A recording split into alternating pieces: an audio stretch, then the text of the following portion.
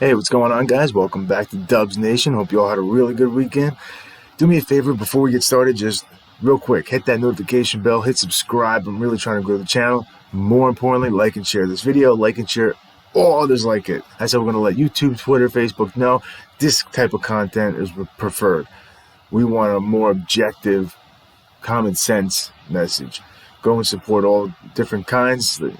Go support Dan Bongino. I'm not sure if anybody watches or checks him out or heard. He actually got some pretty bad news. They found a tumor in his neck, and he's a young guy and he's got young kids. So go support his work too, and we all wish him the best. We're just gonna go through some news stories today because we got some pretty crazy ones. Okay, my absolute favorite of the day, bar none. It's going first. Numero uno. Okay. Aggressive raccoon attacks multiple news crews outside White House. Yes. Yes. Donald Trump apparently released the Racoons. Released the Racoons, Smithers. Released the Racoons on a bunch of different reporters. And they legit got attacked by this damn raccoon. And apparently, it's not the first time it happened either. According to the Daily Wire, raccoons are not, apparently, an unusual presence at White House press calls. And Monday's incident isn't even the first of its kind. According to the Daily Beast, raccoons are a systemic problem. Everything's a systemic problem to these people. Raccoons are a systemic problem on the White House grounds, and at least one reporter was attacked in 2017. Oh, what a terrible shame. Man, karma's a bitch, isn't it? I swear. My God. Okay, so in more serious news, we actually had a little bit more karma take place. Okay? Apparently, the geniuses in the Minneapolis Mayor Council, are completely backtracking on their idea to defund the police. They were so progressive. They were so ahead of their time. Everybody was, they were, going to reimagine policing. But again, according to the Daily Wire, because they're one of the best, Minneapolis plan to defund police collapses. City council members regret making pledge. Man, does this ever get old? I mean, do you ever get tired of being right? I know I do. I'm tired of the same idiocy over and over again. And then we have to hear, oh, well, defund the police doesn't actually mean completely no police at all. It just means redirecting funds. And then Minneapolis comes out and Omar comes out and says, no, we want to get rid of the police. By the way, keep Omar on the tip of your tongue, because we're going to get to her in just a second. But yeah, Omar, oh, we have to rip them out, root and stem. They are systemically evil and racist. Now, as the actual facts are starting to come to light about all the different police incidents that they're just lumping together like they're exactly the same thing, and Black Lives Matter support is plummeting into the 30s, into the maybe 38%, I think I saw, which is still too high if you ask me. And crime is skyrocketing in Minneapolis. People are fleeing these cities in these urban areas. They're fleeing New York City, fleeing New Jersey. It's really messed up, actually. I'm in Jersey. People from New York City are coming to Jersey, and then Jersey people are watching them move next door, and Jersey people are flocking to another state because they don't want the city people. It's really messed up. And what's going to happen is the New York City liberals are going to turn New Jersey into the New York City, And then the New Jersey idiots are going to turn who knows where into the next New Jersey. It's going to be a vicious cycle. Let's just hope that it's mostly the conservatives that are leaving and they're going to somewhere where their views and their votes are actually going to be a little bit more appreciated, and they're going to count a little bit more. But back to the point. According to the Daily Wire, again, Councillor Andrew Johnson, one of the 9 members who supported the pledge in June, said in an interview that he meant the words in spirit, not by the letter. Oh, so you were just saying, this was like a what if, you know what I mean? Like the Marvel comics, what if, what if, the Hulk met Superman, even though they're not in the same comic books or something. Get the hell out of here, you friggin' phony. You meant it, but now you're realizing that it was the dumbest idea in the history of dumb ideas. And we've heard Joe Biden speak for the last 6 months now, so we've heard a lot of them.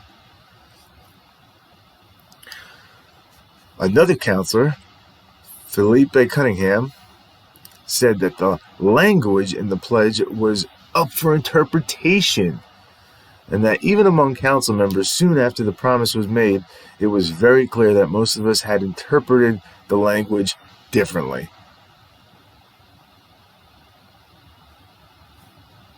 No. Lisa Bender, the council president, paused for 16 seconds when asked if the council's statement had led to uncertainty at a pivotal moment for the city. The New York Times adds, "I think our pledge created confusion in the community in our wards," she said. You think it created confusion? Oh, really?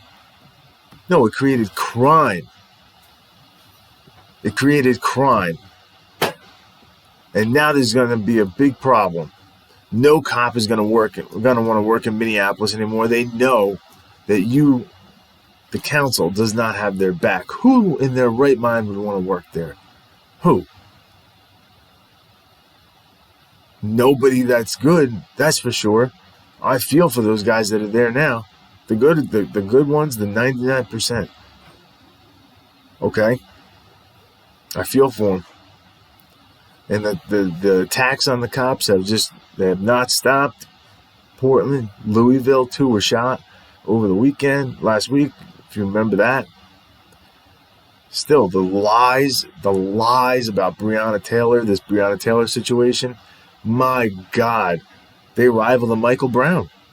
I mean, let's be real. The Breonna Taylor situation was a tragedy, and she should never have lost her life. But she lost her life due to a tragedy. It was an accident.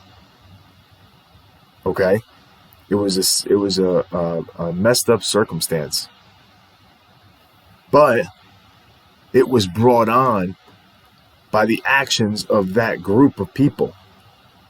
The ex-boyfriend Glover, who was, my God, the amount of crap that he got her in trouble with.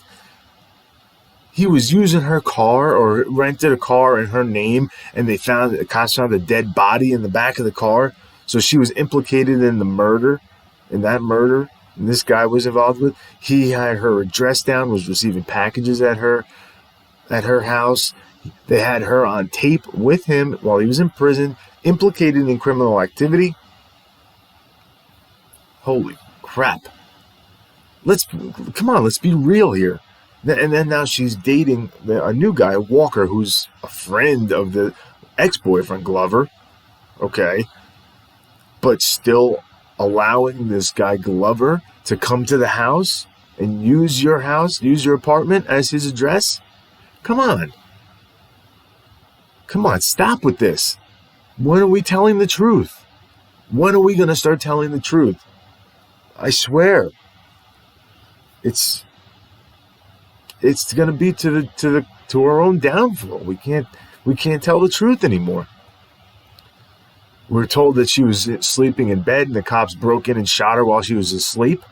That's not true. The current boyfriend shot the cop first, shot him first, and they returned fire. He actually dropped to the floor after he shot, and then she was hit instead because she was standing behind him, off to the side in the hallway. It was a tragedy, but no. And the one person that actually you can trace this all back to is this freaking ambulance chasing creep, Benjamin Crump. He's the same lawyer for every single one of these people. Brown, Jacob Blake, the Taylor family, you name it, every single police incident, police shooting, Floyd family, every single one that's in the spotlight, in the national spotlight, he is the attorney for. He's like the Black Gloria Allred. It's a joke. He's the one that disseminated all these lies. He disseminated hands up, don't shoot. He disseminated Jacob Blake was just there breaking up a fight. No, he had just raped a woman, raped a black woman, a woman of color. Nobody cares. Nobody cares. It only matters at certain times. That's why nobody believes this idiotic Black Lives Matter organization and this farce Black Lives Matter movement. We have Black Lives Matter over here, but they don't matter over there. Only when it's beneficial. Black lives always matter. Everybody's life always matters. And that's what people mean when they say all lives matter, you idiots. Man. All right, sorry I got you off on that tangent there. But anyway, polls that for Black Lives Matter are in the tank, and these clowns realize how bad they screwed up because the crime is skyrocketing. Let's pray and hope that the people of Minnesota and Minneapolis realize what this leadership has done to them, what the Democrat leadership has done to them. You can't tell me that this was Republicans' fault. That whole state is blue top to bottom. Keith Ellison, who is the number 2 at the DNC, is the AG. They're blue top to bottom.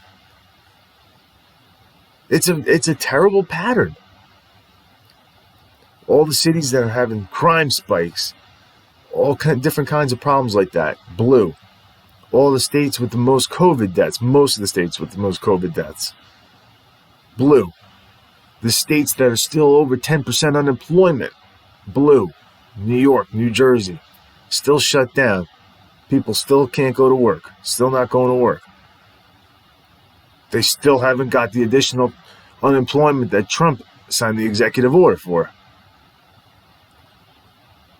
Because they want people to stay hurting. People gotta recognize this. There's too much tribalism anymore. Too much. It's okay. It's okay to say, listen, I was wrong about this side. Let's try the other side, and maybe we can at least compromise with those people. They're a little, I don't agree with all the Republicans or all the conservatives' views, but maybe I can at least compromise with them, and we can get back on a working track, as opposed to, oh, we have to go with the Democrats, even though they're burning down the entire country and they want to completely destroy all institutions. Okay. Speaking of destroying our fundamental institutions, Project Veritas is back, baby. Project Veritas over the weekend, just today actually, they released a video implicating voter fraud and ballot harvesting, illegal ballot harvesting in Minnesota in Ilhan Omar's district, implicating her. Okay? This is from the New York Post.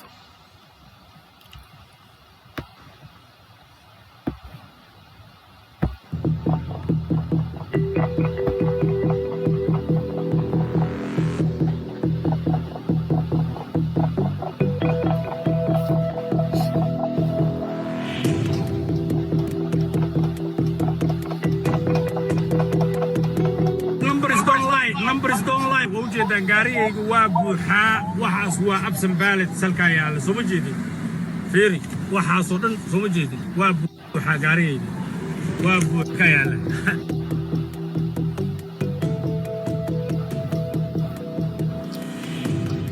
It's all seniors, and they took every ballot.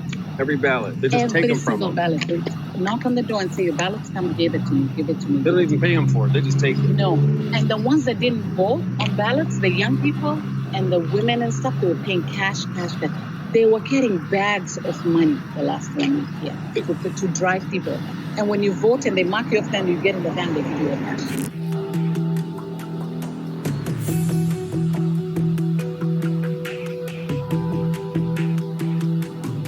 It's an open secret. It's not something that she will do anything that she can to get elected, and she has hundreds of people on the streets doing that.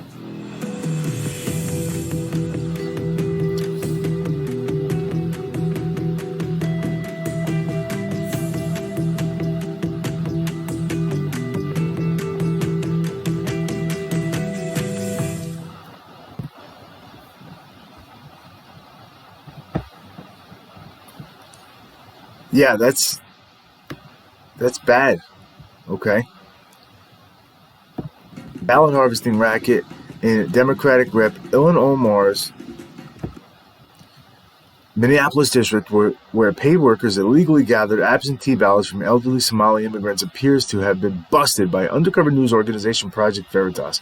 One alleged ballot harvester, Liban Mohammed, the brother of Minneapolis City Council member Jamal Osman, is shown in a Bombshell Snapchat video rifting through piles of ballots strewn across his dashboard. Just today, we got 300 for Jamal Osman. Okay, let's finish. Says Mohammed, a.k.a. King Liban 1 in the video. I have 300 ballots in my car right now. Numbers don't lie. You can see my car is full. All these here are absentee ballots. Look, all these for Jamal Osman, he said, displayed in the white envelopes. So one of the defenses, there was a couple of defenses that were super lame, was that, that wasn't my voice on the guy said that wasn't my voice. That was edited. There was somebody else's voice. Okay. And the second was, it was only 300 ballots. This voter fraud it's not widespread. Come on. I can't believe we're still talking about this. I have to listen to my own congressman. You check out my other video I just did on him. His freaking adult son is threatening constituents on Instagram.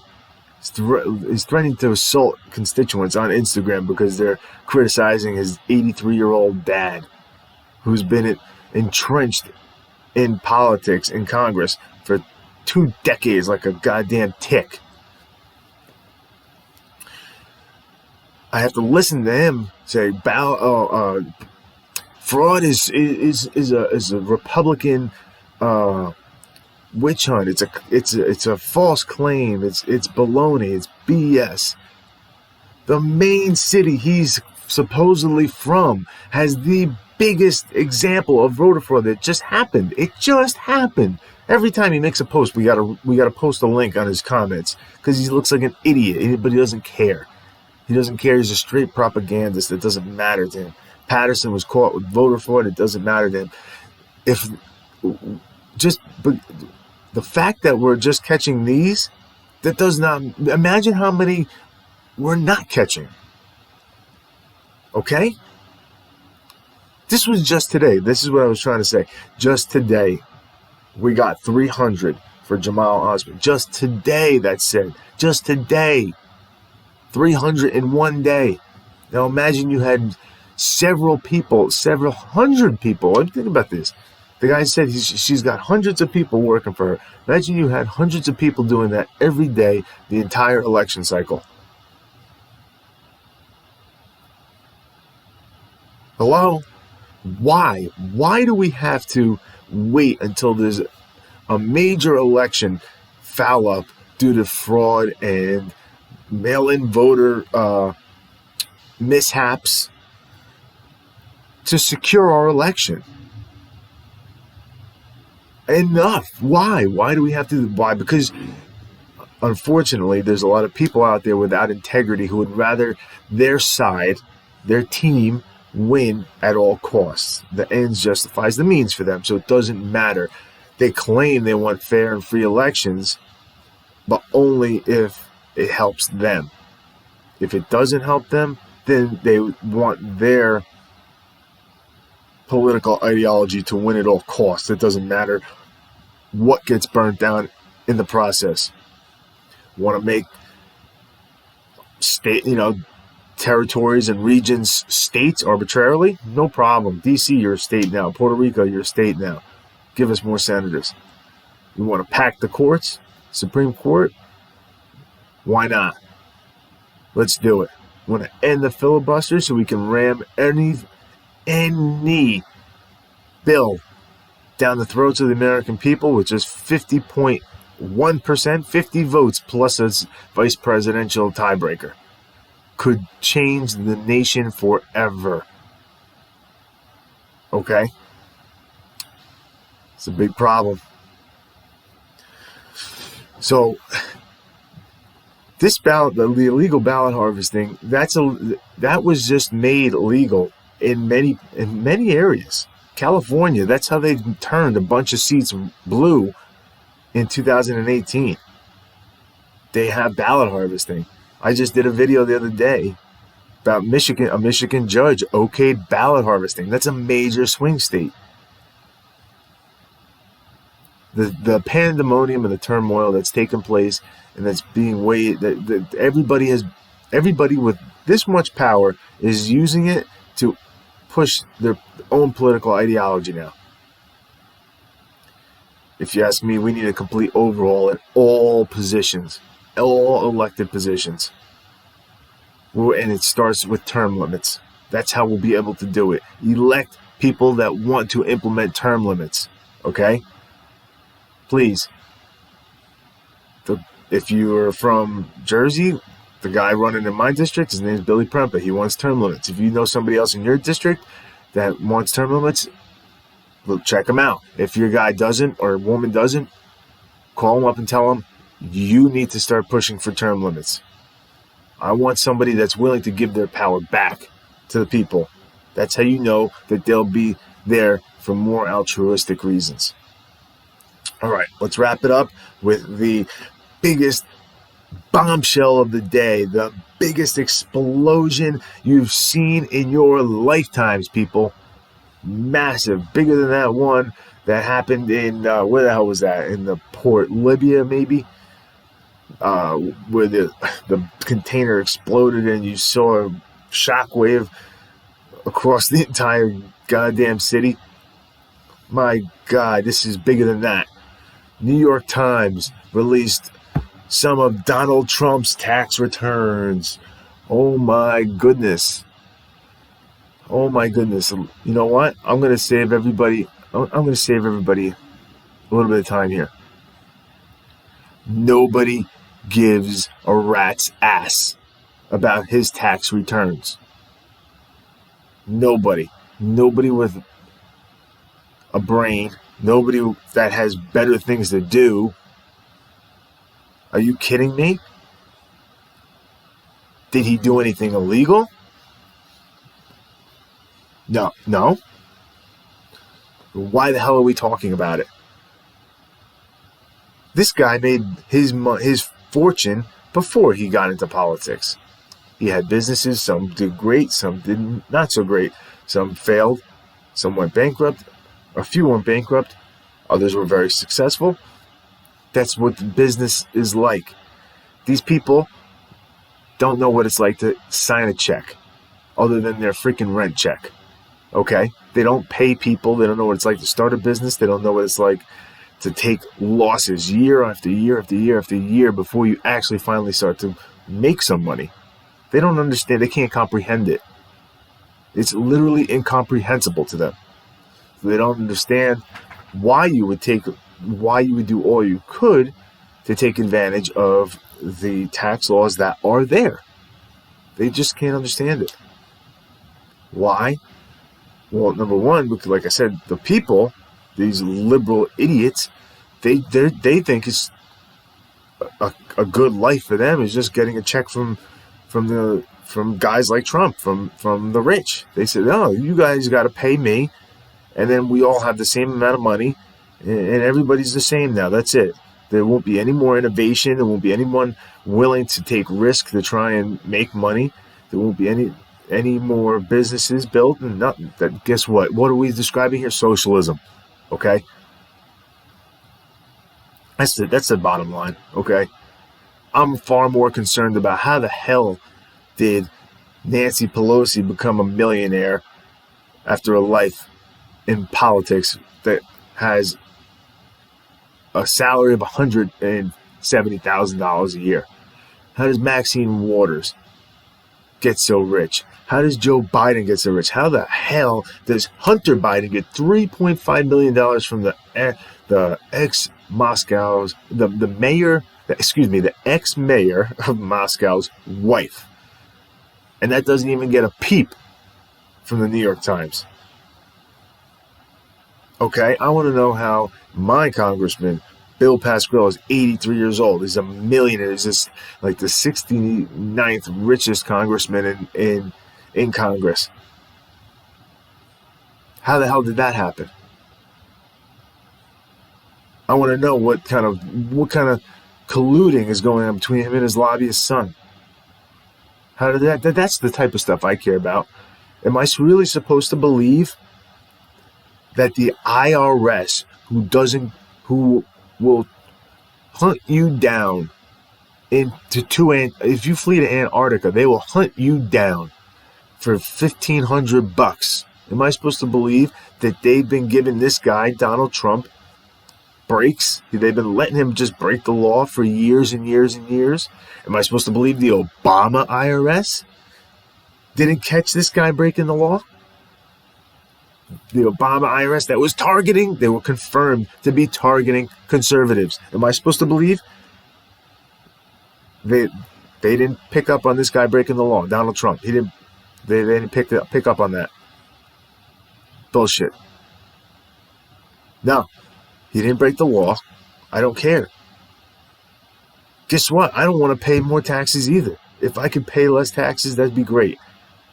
I'm sure this guy has paid a ton of taxes over the years. Frankly, I don't care how much. I really don't. Okay? Of course, everybody should pay their fair share. Of course. But if he's going by the law, if he's going by the books, that's fine. If you don't like it, then let's have a conversation about how to change it. Of course the tax code should be simpler. Of course it should. But we shouldn't be hammering people with 70-80% tax. I mean, come on. This was a nothing burger. Again, nobody cares, okay? Nobody friggin' cares about his goddamn tax returns. Move on to something that we do care about. Idiots in the New York Times, I swear to God. And to top it all off, remember when they were saying that he had all these kinds of connections to Russia and his tax returns, that we've got to get the tax returns because that's going to be the smoking gun to all the Russian collusion and all the money he's getting from Putin. Right here, New York Times Trump tax report reveals no previous unreported Russian connections. Guess they forgot to mention that one, huh? Oh boy, my God.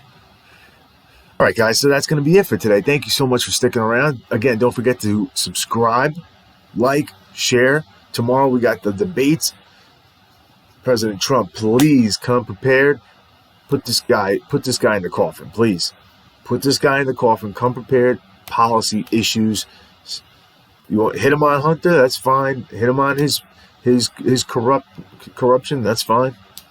Hit him with policy. Kill him with policy. Your policies are good. Pre-COVID, you were crushing it, and you can bring it back. It's the blue states holding us back now. Go get him, Mr. President. Tomorrow, we'll see if I have time. I'm not sure. I'm thinking about possibly doing a live stream. That might be cool. If you guys would be interested in that, hit me up in the comments. Let me know, okay? Thanks for sticking around. See you tomorrow.